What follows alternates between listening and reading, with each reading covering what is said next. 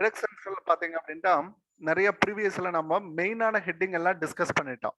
இப்போ நம்ம பார்க்க வேண்டிய டிஸ்கஷன் அப்படின்னு பாத்தீங்க அப்படின்னா சின்ன சின்ன அவுட்லைன் மட்டும் கொடுக்குற அந்த அவுட்லைன்ல இருக்கக்கூடியது மட்டும் ஞாபகத்தில் வச்சுக்கோங்க. டிடக்ஷன்ஸ் பெரும்பாலும் இதுல வந்து செக்ஷன் தான் நமக்கு வரும், மற்றதெல்லாம் பெருசா நமக்கு ஒரு பாதிப்புகள் வராதுங்க.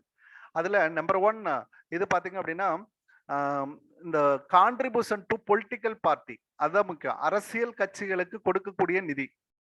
இது எப்படி எடுத்துக்கலாம், நீங்க அரசியல் கட்சிகளுக்கு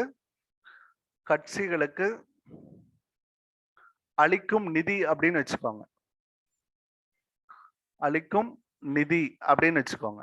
அதுக்கு நீங்க பணம் கொடுத்தீங்க அப்படின்னா இதுல வந்து 80 GGB, அடுத்ததா பாத்தீங்கன்னா GGC, இந்த ரெண்டுமே உங்களுக்கு அதுலதான் வருதுங்க. அதாவது இந்தியன் கம்பெனி கொடுத்தா GGB அப்படின்னு அர்த்தம். இந்தியன், அதாவது ஒரு கம்பெனி கொடுத்தா அதுக்கு பேரு 80 GGB அப்படின்னு அர்த்தம். 80 GGC அப்படின்னு சொல்ல போறது இண்டிவிஜுவல் கொடுக்கிறது, எனி பர்சன். இந்த வேர்டு நல்லா புரிஞ்சுக்கிட்டீங்கன்னா இது ஒரே ஒரு டிஃபரன்ஸ் தான். GGBல யார் இருக்காங்க, நிருமம் இருக்காங்க, நிரும கம்பெனிகள் அப்படின்னு நம்ம சொல்லலாம். அவங்களுக்கு வந்து GGB நிருமங்கள் அப்படின்னு நம்ம சொல்லலாம். எனி பர்சன் யாருக்கு வேணாலும் அப்படின்றது இந்த இடத்துல 80 GGC அப்படின்னு சொல்லலாம். அப்போ இந்த பொலிட்டிக்கல் பார்ட்டிக்கெல்லாம் வந்து கொடுக்கக்கூடிய நிதி அப்படின்றத இந்த ரெண்டும் சொல்லுது. அப்போ உங்களுக்கு ஈஸியா ஞாபகத்துல வந்துடும். 80G அப்படின்றது காடு டொனேஷன், 80 another 1G அப்படின்னு சொல்லப்படுறது அடுத்த டொனேஷன் நம்ம எங்க கொடுப்போம், கவர்மெண்ட்டுக்கு தான் கொடுப்போம் அப்படின்ற மாதிரி ஞாபகத்தில் வச்சுக்கோங்க. அப்ப கவர்மெண்ட் அப்படின்றது எப்படி உருவாகும், அரசியல் கட்சிகள் உருவாகும், அரசியல் கட்சிகளால உருவாகும். அப்ப அரசியல் கட்சிகள் முக்கிய கட்சிகளுக்கு அளிக்கக்கூடிய நிதி நன்கொடைகள் அப்படின்னு அர்த்தம். அதை வந்து நீங்க இங்க அட்ஜஸ்ட் பண்ணிக்கலாம். GGB GGC அப்படின்றத ஞாபகத்தில் வச்சுக்கிட்டீங்கன்னா உங்களுக்கு மறந்தே போகாது. சரி, இதுல பியும் சியும் இல்ல அப்படின்றப்போ 80GG அப்படின்றது மட்டும் வந்துச்சு அப்படின்ட்டா ரெண்ட் பெய்டு ரெசிடென்சியல் அகாமடேஷன் அப்படின்னு அர்த்தம். சொந்த வீடு குடியிருப்புக்கு நம்ம கொடுத்த ரெண்ட், ரெசிடென்சியல் அகாமடேஷன். அப்போ குடியிருப்பு, அதாவது சரி சொந்த வீடுன்னு சொல்ல, அதாவது வீட்டுல குடியிருக்கிறதுக்காக கொடுக்கப்பட்ட ரெண்ட்டுக்கான ஒரு டிடக்ஷன்ஸ் ஏதாவது இருந்தா நீங்க அலோவ் பண்ணிக்கலாம். அதை வந்து இங்க கொண்டு வந்து ஒர்க் அவுட் பண்றாங்க. டிடக்ஷன்ஸ் அப்படின்றது GG அப்படின்னு ஞாபகத்தில் வச்சுக்கோங்க. இதுல எல்லாம் பெரும்பாலும் வித்தியாசமா எல்லாம் போகாதுங்க. நம்ம வந்து GG மட்டும் பாத்துக்கிட்டா போதும். இது பாத்தீங்கன்னா HRAவில் ஒர்க் பண்ற மாதிரி உங்களுக்கு இது ஒரு ஒர்க்கிங்ஸ் கொடுத்துருக்காங்க. டிடக்ஷன்ஸ் மட்டும் இந்த மாதிரி இருக்கும். 5000 ரூபாய் பெர் மந்த் அப்படின்றத ஞாபகத்தில் வச்சுக்கோங்க. அதாவது rent paid for residential accommodation, residential குடியிருப்புக்காக கொடுக்கிறது. Individual not paid the receipt of house rent allowance. இது யாருக்கு மட்டும்தான் பொருந்தும் அப்படின்னா யாரு வந்து HRAவை ரிசீவ் பண்ணலையோ, ஆனா எல்லா எம்ப்ளாயுமே HRAவை ரிசீவ் பண்ணுவாங்க, யாரும் வேண்டாம்னு சொல்ல மாட்டாங்க. யாரு வந்து ரிசீவ் பண்ணலையோ அவங்க இதை எடுத்துக்கலாம், அவங்களுக்கு வந்து இது பொருந்தும். அப்படின்றப்போ இது வந்து எல்லாருக்குமானது கிடையாது, அவ்வளவுதான், சிம்பிள். எல்லாருக்குமானது கிடையாது. பொலிட்டிக்கல் பார்ட்டிக்கே வந்து நம்ம இது கொடுக்கறவங்க வெரி லெஸ், எல்லாருமே வந்து நிதி அளிக்கிறது இல்லை, ஒரு சிலர் மட்டும்தான் நிதி அளிக்கிறாங்க. அப்ப 80GG 80GGB 80GGC அரசியல் கட்சிகள் ரெசிடென்சியல் அகாமடேஷன் HRA ரிசீவ் பண்ணாதவங்க, HRA நாட் ரிசீவ்டு அப்படின்னு நீங்க படிச்சுக்கிட்டீங்கன்னா ஈஸியா இருக்கும், அவங்களுக்கு GG ஆக இருக்கும். ஓகே, இதுல மெயினா நம்ம பார்க்க வேண்டியது என்ன அப்படின்னா நம்மளுடைய இதுதான், அதாவது செக்ஷன் தான் ரொம்ப முக்கியம். அடுத்த ஒரு பார்ட் ஆஃப் செக்ஷனை நான் எப்படி பிரிக்கிறேன் அப்படின்னா deduction in respect of other income, இதர வருமானங்கள் அப்படின்னு நான் பிரிக்கிறேன். இதர வருமானங்கள் அப்படின்ட்டு இந்த செக்ஷனை நான் பிரிச்சிடறேன்.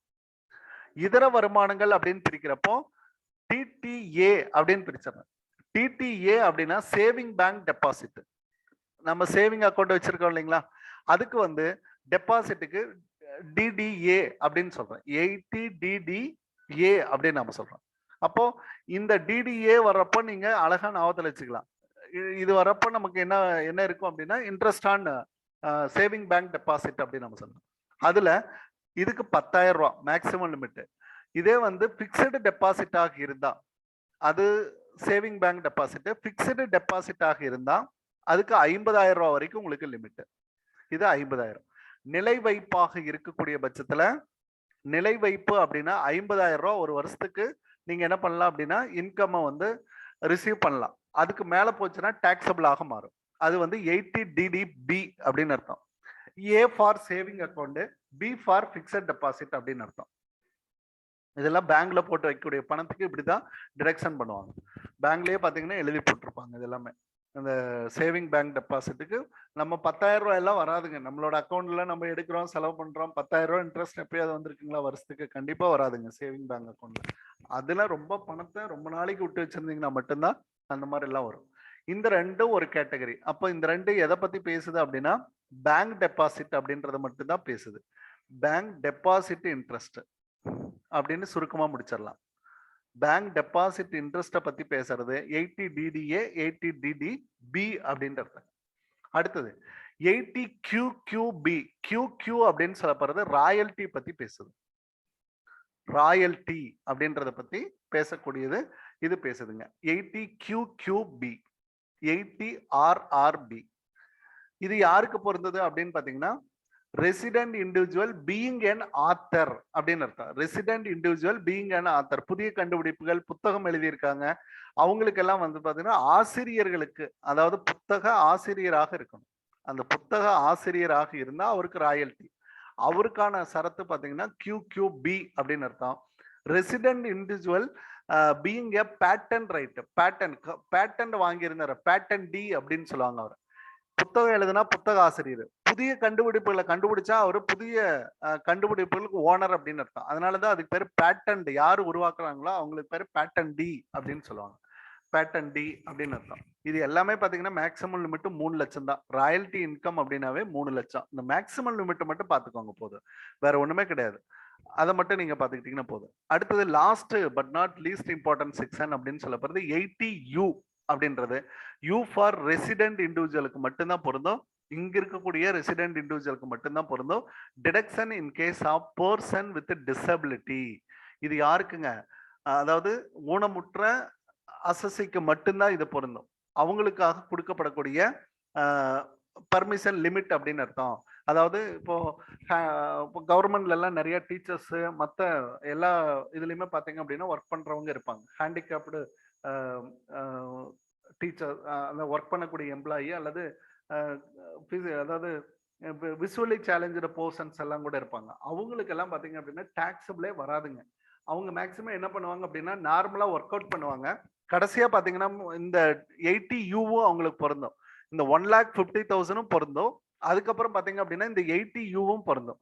அதுல பிளாட்டா பாத்தீங்கன்னா கடைசியா 75,000 ரூபாய் நீங்க கழிச்சுக்கலாம். 75,000 ரூபாய் அவங்களுக்கு மட்டும் நீங்க கழிச்சுக்கலாம். அதுக்கப்புறம் flat deduction 1,25,000 in case of person severe டிசபிலிட்டியில வந்தாங்க அப்படின்னா 80% அண்ட் மோர். அப்போ ஊனத்தினுடைய அளவு 80%க்கு மேல இருந்ததுன்னா உங்களுக்கு 1,25,000 ரூபாய் வரைக்கும் நீங்க டிடக்ட் பண்ணிக்கலாம். அப்படின்றப்போ எப்போ இந்த டிடக்ஷன்ஸ் அப்படின்றது டோட்டல் இன்கம்லயே இது ஒரு டிடக்ஷன்ஸ் 1,25,000 ரூபாய் நீங்க கழிச்சிடலாம். அப்படின்றப்போ இது ஒரு பெரிய ஒரு இதா இருக்கு. 80U மட்டும் ஒரு தனி டிடக்ஷன். அதை மட்டும் நீங்க ஞாபகத்தில் வச்சுக்கோங்க.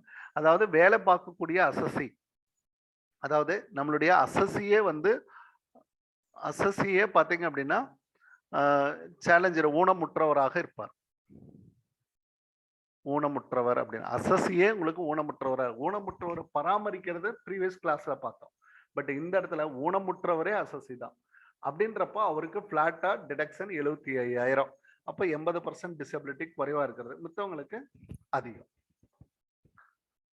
ஓகேங்களா? அடுத்தது இதுல இன்னொரு விட்டு போன பகுதி, இந்த திரும்ப திரும்ப உங்களுக்கு ஞாபகத்துல பண்ண வேண்டிய பகுதி. டிடக்ஷன்ல ஆல்ரெடி நான் சொல்லிட்டேன் இதைய.